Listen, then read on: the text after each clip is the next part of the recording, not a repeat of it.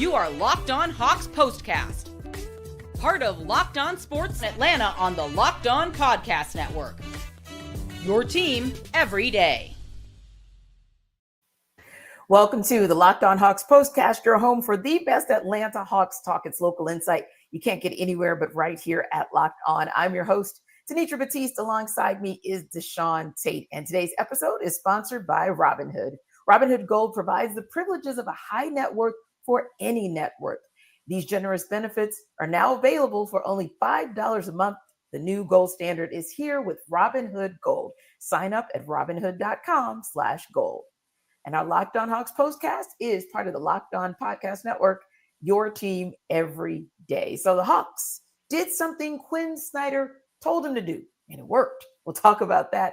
And what does Hawks Cavs 2.0 in Atlanta look like? We'll discuss. But first, let's talk about our takes on the 135-124 Hawks win over the Cleveland Cavaliers. And you had 4 words for him, DeShaun. Who were those guys? Exactly. I thought, Tenitra, I've been kind of dragging a little bit today. I'm a little exhausted, a little tired. I thought I was fell asleep with my eyes open for a second. I don't know if you ever had that instance, as scary as I don't know what, if it ever happens to you when you're driving. It's happened to me before. I thought I was literally fell asleep with my eyes open watching this game. And you know what? I'll be honest with you. This is going to sound crazy, right?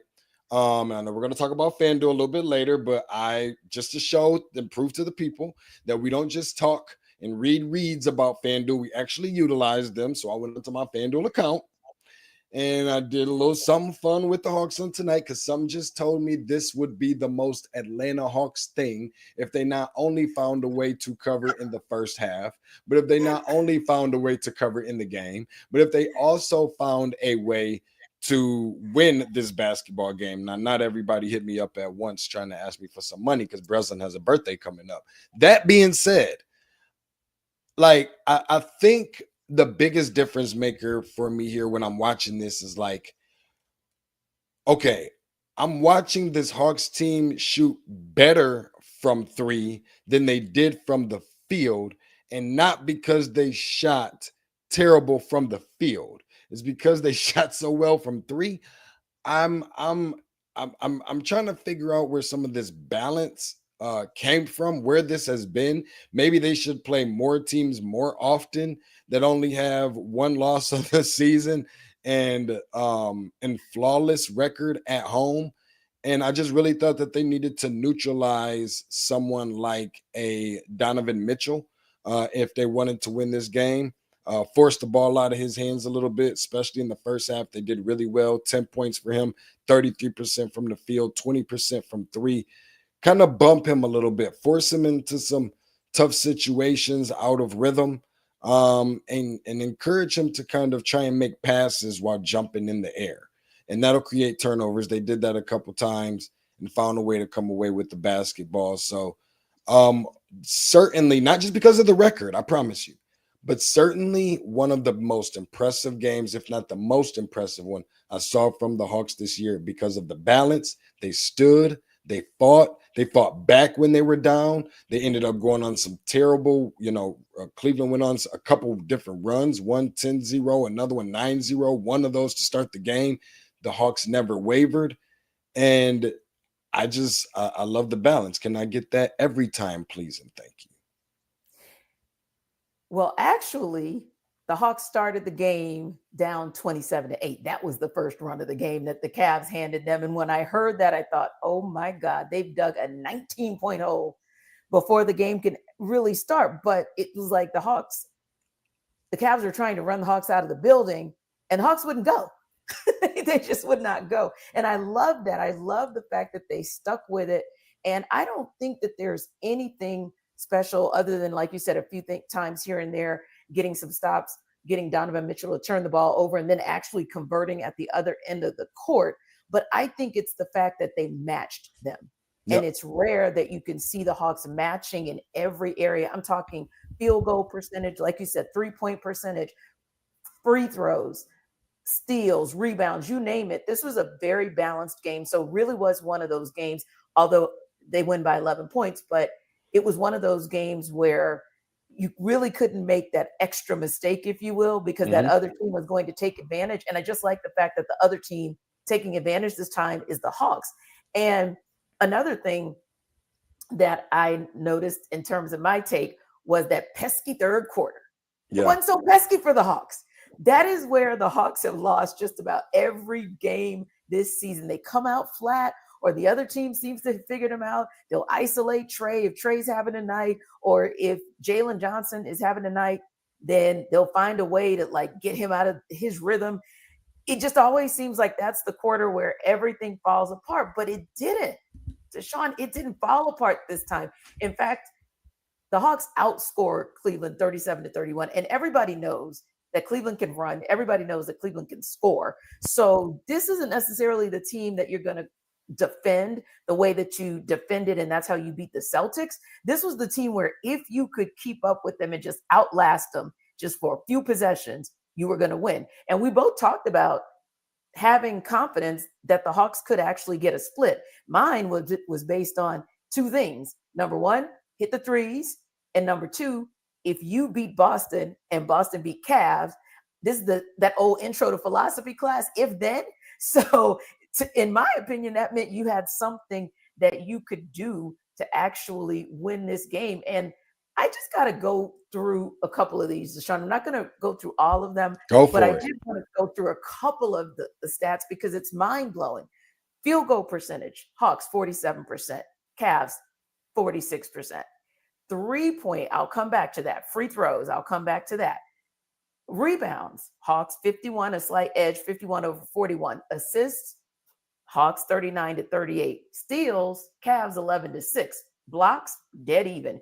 The reason I went through those is because we just talked about where are the margins. The margins came at the 3-point line. 20-42. The Hawks shot 47, almost 48% from the field and held the Cavs to just 31%. You and I have been talking about that pesky free throw line, 92%. Now that's what we are accustomed to seeing from the Hawks day in, day out, year in, year out. That's something that they've always done well. Seems like they're building back up to that because I think we were talking Monday about them being almost 86%. So that's where you get points when it's a tight game like this. And also just a little bit of a rebounding edge goes a long way because that means you are limiting the Cavs' second chance points. So I really like some of those areas where, yes, this game was even until it wasn't. Tenitra, I don't know what the hell they had for breakfast this morning, but whatever it was, don't care what it was, none of my business, could care less. Do it again. And not just again, but do it on Friday. Because guess what? What is also up for grabs are going to play a big part in a lot of this is obviously part of the, the group the play for the Emirates Cup and all that good stuff. But you talked about that third quarter. How about this for the Atlanta Hawks? Particularly in the fourth quarter, went on a 13-0 run in that span over the course of about 3 minutes. And you talked a little bit about the rebounding as well. And it was very similar to like last game, how I had a couple little concerns because while these may not necessarily be the biggest contributors in the world from a scoring standpoint for Dallas, that being Derek Lively and PJ Washington, and there was another one, just can't think of his name, went to Arkansas. It doesn't matter at this point, but it was very similar to the way that I saw somebody like a Jarrett Allen in this game, and Isaac Okoro, who plays bigger than what he really is, Evan Mobley, guys like that. And so the ability for the Hawks to be able to rebound, Onyeka Okongwu playing physical and tough and not the Mr. Nice Guy role that I feel like his approach is every time he comes to the floor. Right. Hold that thought, DeShaun. Okay. Because you're going in a direction that I want to go in that next segment because I don't want to rush it. Let's do it. Just remember the words Onyeka Okongwu and we can build from there. Let's do it. All right. So do what Quinn said and what I said too. You get this result. We'll discuss in the and one. This episode of the Locked On Hawks Postcast is brought to you by Robinhood and FanDuel. With Robinhood Gold, you don't need a silver spoon to eat up the financial favors of the 1%. Robinhood Gold allows others to get the rates and perks usually reserved for the high society. Now, the resourceful individual with Robinhood Gold can earn the very liberal rate of 4.25% APY on uninvested cash and be rewarded with a handsome 3% retirement boost on IRA account contributions. Robinhood Gold provides the privileges of a high net worth for any net worth. These generous benefits are now available for only $5 per month. The new gold standard is here with Robinhood Gold. Sign up at robinhoodgold.com/gold. That's robinhood.com/gold. Now, terms do apply. For product-specific disclosures, visit robinhood.com/gold. Investing involves risk. Rate may change. Gold membership is offered by Robinhood Gold, LLC.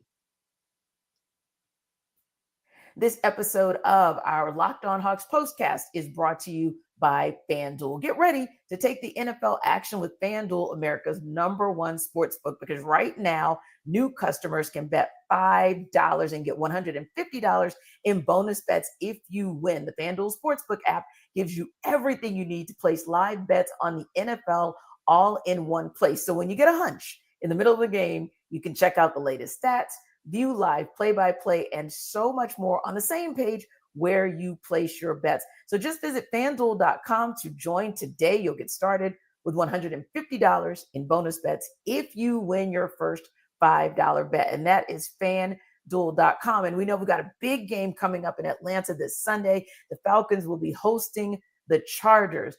And man, that's going to be so important really for both of these teams, because obviously the Chargers just lost on a Monday night game. And for the Falcons, they are trying to end a skid.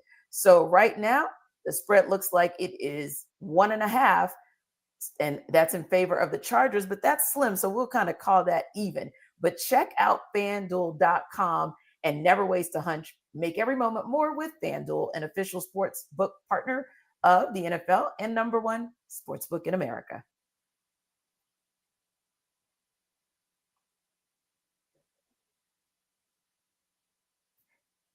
So I said it first, DeShaun. I said it first, not Quinn Snyder. I said it first.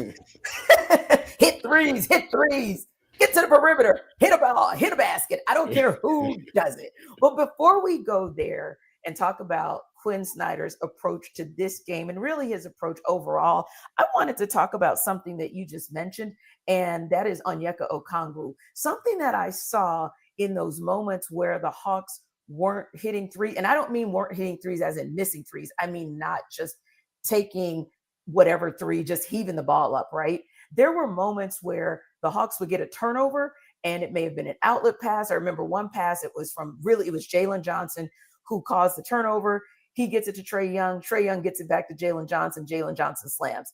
Jalen Johnson did that 3 possessions in a row. And I think that's one of the examples that I wanted to talk about in terms of what the forwards did tonight. I thought that the forward play was really good for the Hawks tonight. Zachary Reese-Shea, 17 points, a block, a steal, a couple of rebounds. Jalen Johnson, 22 points, almost a double-double, 9 rebounds, and a steal and a block as well. And then, like you said, Onyeka Okongwu, nice minutes, 10 points, 5 rebounds, even 4 assists and a couple of blocks, and DeAndre Hunter, 26 points and 5 rebounds. I really feel like that part of the front court took advantage of what the Cavs defense gave them. You mean to tell me that I get DeAndre Hunter contribution and Onyeka Okongwu contribution on the offensive end on the same night with so much on the line going up against a lot of people think is the NBA's best team, certainly right now so far this best year. Record, yeah. This is I just want to I do want to enjoy tonight. I want it to be consistent, but I do want to enjoy tonight at the same time, because I hope I'm not biting off more than I can chew by asking for consistency. But I just think that when you play with a certain level of pride and you're just kind of in that refuse to lose mode, I think that is kind of the mentality that the team played with. And I think that they made Cleveland work for everything tonight. I think that was one of the biggest difference makers because, when the Hawks got punched, they punched back. And there was even instances where they were doing the punching, first or more consistently or what have you. And they played like it was a game that not only they expected to win, that's kind of like the way it was played, but they also played like this was a game that they had circled on their calendar almost.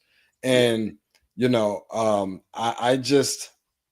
I love when I can see this team come in with some of that mentality. Like this is very much a team where if you can kind of look and pick and choose and pick out certain games, you can kind of tell like, okay, they're due, and not just for a game or not just for a big game, but against a team that nobody's going to give them a chance against. And they learn how to play that underdog very well. And I got to give them all the credit in the world. And even for a person, I think we were talking about it, and I know we were talking about Frontcourt, but even for a player, I think we were talking about him last time, like Trae, where sometimes you just don't really know where his head is at. You don't know if he's, I'm not going to say not giving 110%, but sometimes the body language just isn't really matching what you need it to be in that for that particular game. I don't know if his career high is 22 assists tonight or not. But he was facilitating and distributing the heck out of that basketball and just really provided this team with some balance on tonight too. So definitely want to give him some credit as well. That can't go overlooked. Definitely, because it felt like the forwards, it felt like the front court, part of the back court, it felt like everybody was prepared for wherever Trae was going to put the ball. And that's something that we've been talking about as well. Like, that's not all his fault. You have to be prepared as well to take advantage of, hey, I'm coming to you. You need to be ready. You need to be able to convert. So, that's why I wanted to talk about the forwards, because I really felt like that part of the front court more than did its job tonight, both the starters and the second unit. Now, let's get to Quinn Snyder, because he told Trae Young pregame to let it fly. So Trae maybe couldn't get it going himself from deep. Obviously, 2 of 3, not bad as far as numbers go, 66%. We're just not accustomed to seeing him only take 3 threes. But again, you go where the opportunity comes, and that's what they did. But it was the rest of the team that kind of let it fly from 3 tonight and had an absolute field day from the perimeter, 47% from 3. Are you good with Quinn's approach? I'm good with it, Tenitra, as long as that's not when they're not shooting well.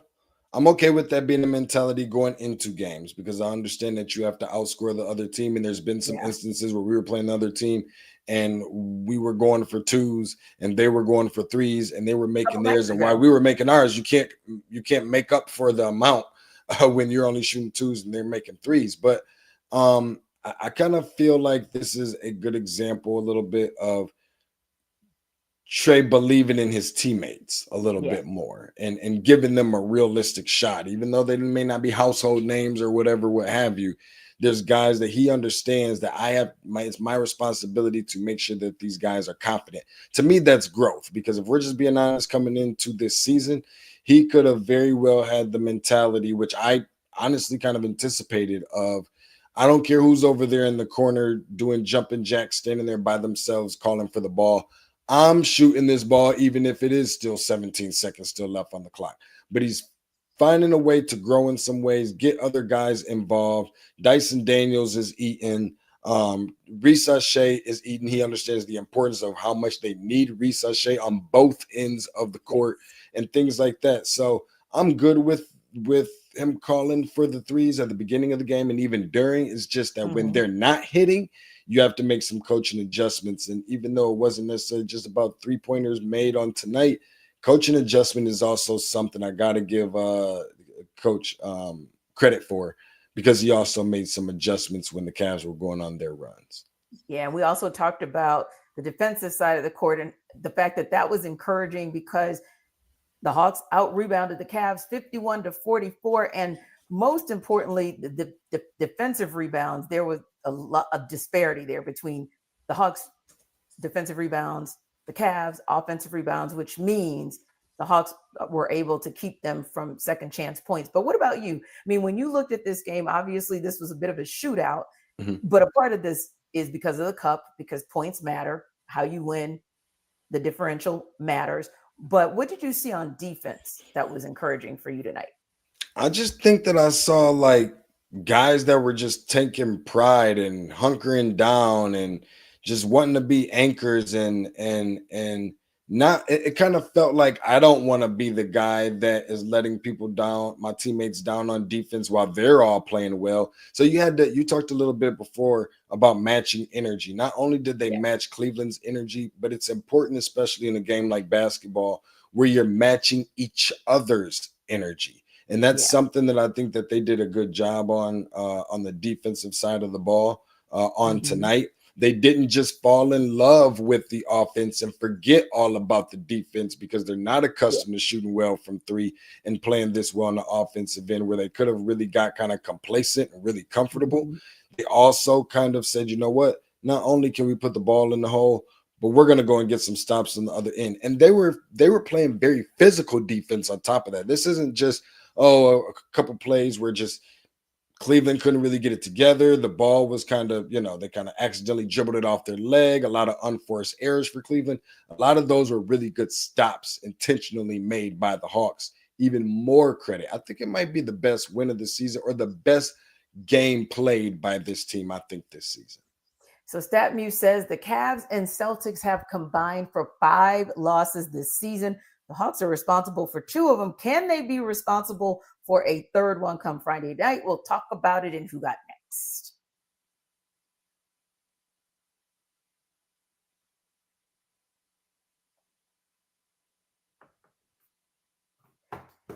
This episode of our Locked On Hawks postcast is brought to you by Built. So think about this.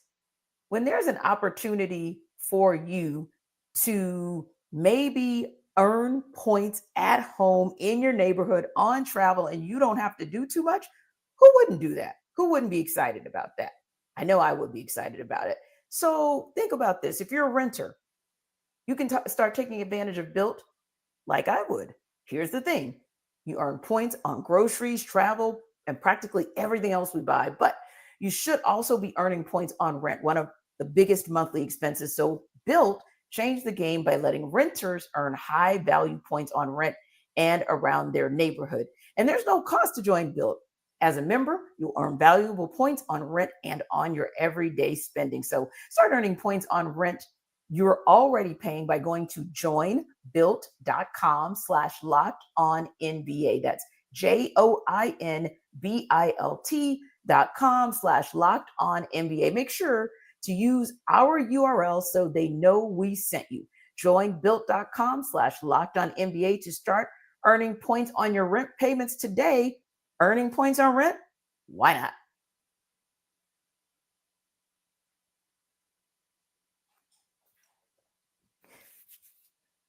So DeShaun, when we started this week, we thought that the Hawks at a minimum had an opportunity and probably would split this series. But admittedly, I think we both kind of thought the split would come with a home win, right? So this is impressive because this is also a road win, but they'll be back home Friday to take on the same Cleveland Cavaliers team. So what do you want to see from the Hawks come Friday night? The bench do something very similar to what we saw on tonight because it wasn't just the starters. I think 62 points by the bench tonight or somewhere right around 60 or north of that. And continue to just I don't know if they're gonna have a practice or a shoot around. Well, no, they're probably not gonna have a whole lot tomorrow because it is Thanksgiving. But tonight. Yeah, they'll take off tomorrow. Well, how about this? Continue to have a clean bill of health. I don't know if this is the first time this season, but if my understanding is correct, this might have been the first time this season where every single player was actually healthy and active to play in the game. So I'd love to see more of that, and just I guess just don't get your belly too full with all the turkey because that turkey can make you real lazy and real sleepy. I don't know what's in it, but it sure puts me down every time it's Thanksgiving for me, and that next day has always got me a little bit groggy. But I think the other thing is lastly to just playing with the pride.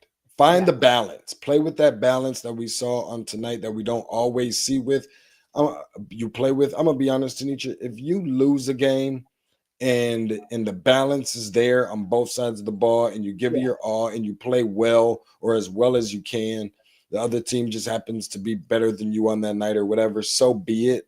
But when you're able to get that balance going consistently for games over and over and over, and you know that you're going to win and lose playing your brand of basketball and nobody's going to make you play another way, I am good with that. And if they can bring that to the table when they play this team again, which, by the way, I am going to do something friendly again on FanDuel. I'm going to use Breslin's piggy bank for it, just to let you know, for Friday's game. That being said, give me the balance, and I think that this team can end up prevailing again for the second win against Cleveland. Yeah, there's nothing like looking up and down a box score. Starters, second unit, everybody scores the ball, everybody rebounds. Almost everybody had at least an assist. So that tells me that there was good ball movement, good spacing, all of the things that matter, all of the little fundamentals that seem to come together tonight. So hopefully, I'm agreeing with you that when they come together Friday night in their own house, first of all, defend your house for starters, and get this one more win, because then that essentially puts them in position to be a part of the cup. So I love that for them. I think that would be excellent for the Hawks, but I just want to see everybody. They're flying back tonight. They'll probably get a break tomorrow. So I just want to see, just like Willie Carswell said, no excuses on Friday, get it done. I think they can get it done. And he also said, great win, healthy. I expect to see more of this. You know, Jerome said something very important there, and you kind of mentioned it as well. I don't think we should take for granted how important it is that these Hawks are getting healthy at the right time. There was a moment in this game where Bogdan Bogdanovic hit 3 threes in a row. So think about that. We're getting a healthy Bogey back. So now you have 17 points, free throw line, perfect. 4 of 8 from the field, even 3 rebounds and a block. Bogey with a block. So he's the best example, I think, especially because this Hawks team has not been able to score consistently from the perimeter. Having a healthy Bogey back, having a healthy Dyson Daniels back, and just having Kobe Buffkin. I mean, we haven't had a lot of conversation about him, but he's back and healthy. So when you put all the pieces of the puzzle together and they can do what they can, I think I'm not going to be surprised if our post-game show Friday was talking about another dub. Now, tomorrow, we all know it's Thanksgiving. So what's your gotta have on the Thanksgiving menu? What is nice to have, and what is don't bring this to my house? Oh, that is easy. I almost answered both of those questions before you even finished asking them. Gotta have the dressing, not stuffing. Dressing. Okay. And I gotta have the dressing. What's nice to have? Not that, don't bring it in, or what? Well, nice to have is, hey, I'd love to have it, but if you don't, okay. I'm okay with not having the. I know this is gonna sound crazy and blasphemous. I'm all right without the turkey. I'm cool. Okay. Give me the ham. It's nice to have the turkey, but you don't need the turkey. Give me the ham, and I'm good with that. Little brown sugar, all that good stuff. The one that you can leave out every time, and I got a feeling you're gonna disagree with me on this. I don't know why, but I'm good on the cranberry sauce. There's no purpose for it. It serves no purpose. It does nothing for me. I don't get it. Well, if the nice to have for you comes to the house being the turkey, you're kind of going to need that cranberry sauce, because that's what's going to give it a little bit of flavor, kind of take the dryness out. But for me, it's going to always be macaroni and cheese. Like, I don't need to come to your house for a holiday and you not have mac and cheese. Something is just not right about that. Okay. I just don't understand that. So that's my must have. Nice to have is a sweet potato pie, not pumpkin. No, there you go. Ham, there you go. Sir. It's sweet potato pie, and that is it. And the final one is, the one I don't want to see is the person who, we told you to bring paper plates, cups, napkins, and such. Why are you bringing food? Not you. We don't want that.